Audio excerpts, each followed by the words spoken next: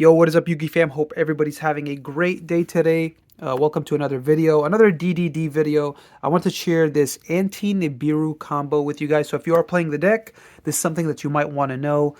So you're playing 3 of each of these cards, so hopefully you'll see these combinations more often than not. But yeah, what's really cool is that after you play through, you play around Nibiru, but not only do you play around Nibiru, you still end with like 5 disruptions. Plus, you'll have like cards to follow up with. So again, I mean, you're starting with 2 other cards in hand. This is just a 3-card combo.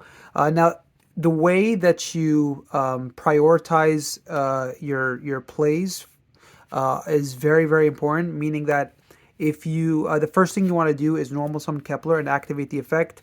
If this gets stopped, like if this gets impermed, veilered, ashed, then you can special summon Griffin, and you can still make your Gilgamesh and potentially combo off from there. And you don't want to activate Swirl Slime to fusion summon first, because if you fusion summon into your Flame King Genghis, and then you normal summon the Kepler, and then this gets stopped, then your board becomes much weaker. Like you have to use Genghis and Kepler to go into Gilgamesh, and you've burned through your resources in hand, and then your end board doesn't become as strong, unfortunately. So actually, your end board is you can't really end with much. That's why you want to arrange it in that order. You want to normal summon your Kepler, activate the effect. This goes through. We'll put it right here, and then if it does go through, you can continue on with this combo. So then after we add Contract with the Gate, we're going to activate Contract. No, we don't need to activate this now. We could fusion summon first. Well, actually, no, we need to activate Contract with the Gate first, because we need to make sure this resolves, because if this doesn't resolve, like if this gets ashed or ogred, then it's the same thing as Kepler not resolving. So activate Contract, activate the effect. Here we search for our Zero King Rage. So this guy is what stops like all, so it's not just Nibiru, it's all hand traps. All hand traps for the rest of the turn your opponent cannot activate if this guy resolves. So basically, after you add him, now you're going to fusion summon your Griffin, and you're using Swirl Slime's effect. And then we're going to summon our Flame King Genghis. Okay, and then once we've summoned Flame King Genghis, now we're going to banish the Swirl Slime in grave to special our Rage King, or our King Rage. And then Genghis is going to trigger to summon Griffin. Then Griffin's going to trigger here. We're going to add Copernicus, because we're going to be able to pen summon this out. Now, we can't access the trap in this combo because we need to use Griffin's effect to search for the Copernicus. But as you can see here, we've summoned 4 monsters. So now you're going to activate the effect of Zero King. You can tribute the Kepler, or you could tribute the Griffin, really doesn't matter. And now you're going to declare, so on resolution, so they have to respond right now, because if they don't respond now, on resolution is when you declare what effect you'd like to resolve. And the effect we are resolving is the effect that reads, your opponent cannot activate cards or effects. Your opponent cannot activate cards or effects in their hand or graveyard. So it's insane, because it's actually like a dweller for the rest of the turn too. But basically, yeah, that's the effect we're going to resolve, is cards or effects in hand. So now our opponent, if this resolves, our opponent cannot activate cards or effects in hand and graveyard for the rest of the turn. So you're basically free from this point. So now you can combo off. Now we're going to use these 2 to access our Gilgamesh, and we can just freely go off, because our opponent can't do anything. Like they can't have any responses. There's nothing that they can activate in hand or grave. And if this is your first turn, and your opponent has no resources on field, then they basically can't respond to any of your plays. So we're going to resolve the Gilgamesh here. We're going to place the Orthros, and we're going to place the Ragnarok. Now we're going to pen summon 2, the Griffin and the Copernicus. We're going to activate Copernicus here. We can send our Swirl Slime.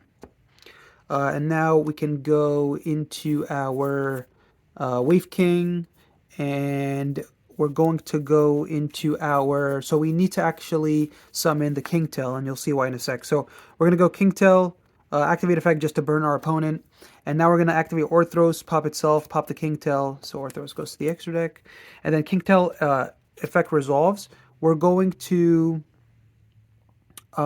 send the Lamia here. Okay, we send the Lamia.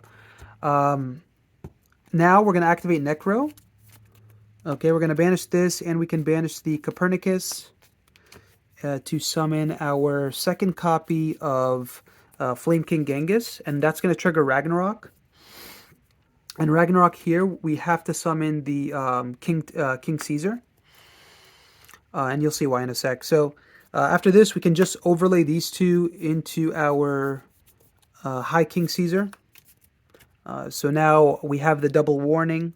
Basically, any monster effect, spell, or trap that would special summon a monster, we can negate it with this guy twice per turn because it has 2 materials. So now here, what we're going to do is we can go Lamia. Lamia to send the Caesar to special summon herself. And now Caesar's going to trigger. We're going to add the Swamp King.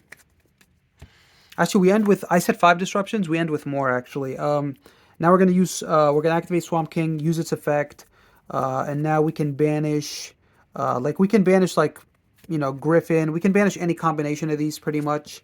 So I guess I would banish, I think I might banish like the 2 Xyz. I don't think we'll need access to them.